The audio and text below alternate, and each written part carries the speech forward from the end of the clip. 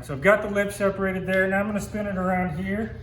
And we, in here at Imperial Taxidermy, we prefer a Y incision.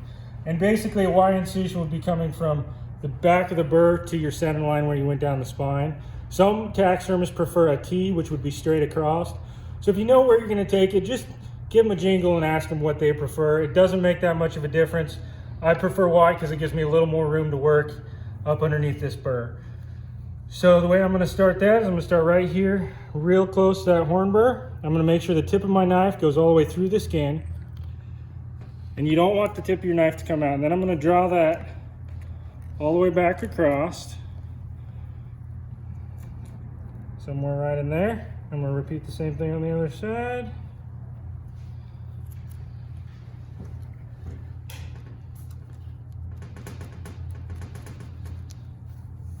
And I'm going to make sure these two cuts are going to line up and make a nice edge, just like that. Then I'll continue my original cut. You always want to find where your last incision was and start right on that edge. Then we have a nice clean seam, which is going to benefit you in your finished product because we have a nice clean seam to stitch together.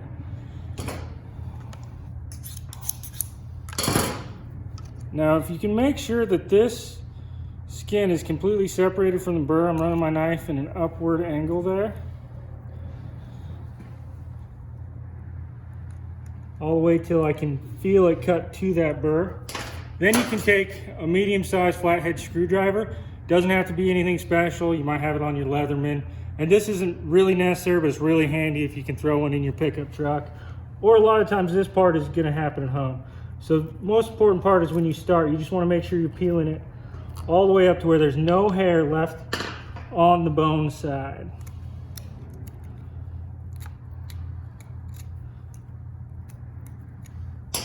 And you're able to just work that screwdriver and remove that skin all the way around. And this works on any antlered animal. Where this isn't going to benefit you is if you're working with antelope or sheep, anything with a horn or anything in velvet. If you're working with a velvet animal, you're going to have to actually fold this hair down. You're going to have to take your knife as close to that burr as you can and actually separate that skin. Because the velvet is actually still connected to the cape. And horn is a continuation of the hair. So you've actually got to cut that separate. And you can see how nice and clean your burrs are coming out when you're using a screwdriver. And still use caution, pay attention to what you're doing. It can tear if you had an injury or some sort of trauma to the skin. I'm gonna kind of work this around here a little bit so I can kind of get this started.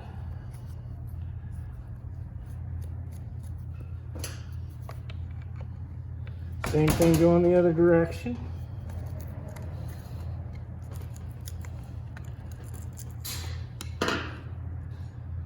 And I'm using the knife to separate the skin below the burr all the way around because it just helps you in the long run.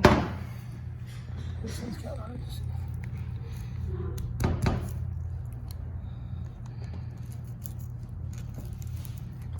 All right, so once you just got this separated right here at the back of the burr, we're gonna go ahead and separate this ear from the skull.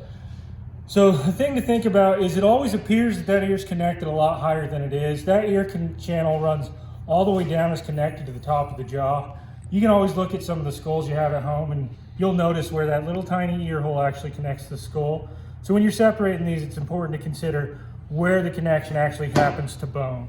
So we're gonna go ahead and pull this out a little bit. I'll skin it back a little farther than you have to, just because it's gonna make it easier to see.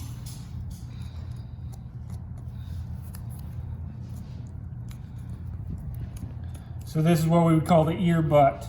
So this is actually the muscle structure that's gonna move that ear back and forth. And so I'm gonna grab the ear like this, I'm just gonna bend it down, I'm gonna carve right close to the bone.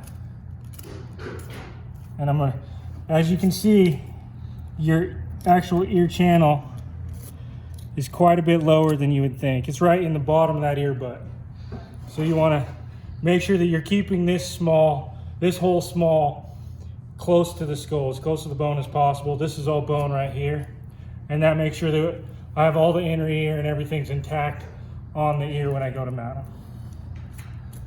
So go ahead and get that separated.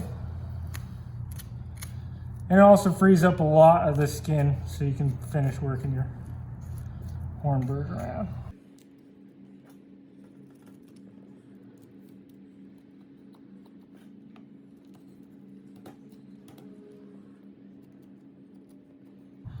And always make sure when you're taping them off the skull, you're working the skin loose all the way around, back and forth.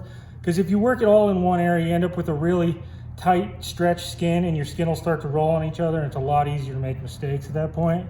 So as you can tell, as I'm moving, I'm gonna go back and forth and work it all the way across, because it's gonna make your life a heck of a lot easier.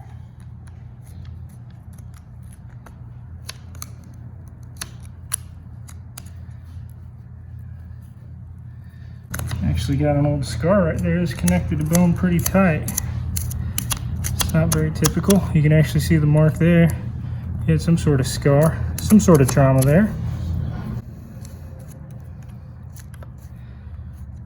All right.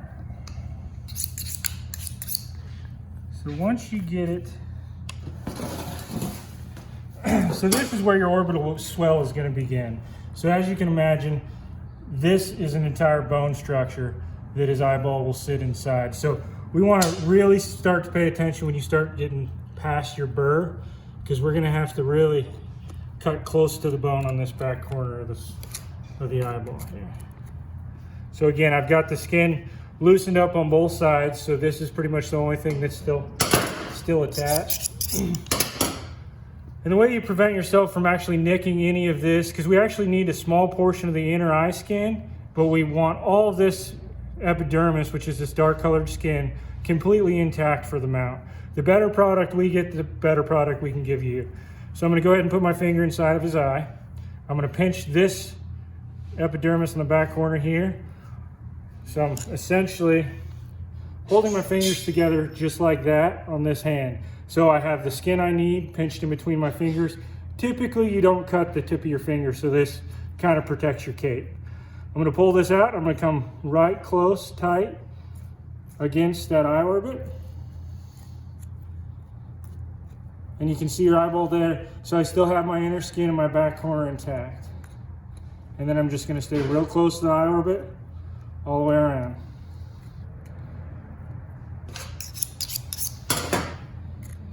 So this is actually called your nictitating membrane. It works as a separate eyelid for your deer, to kind of like a windshield wiper.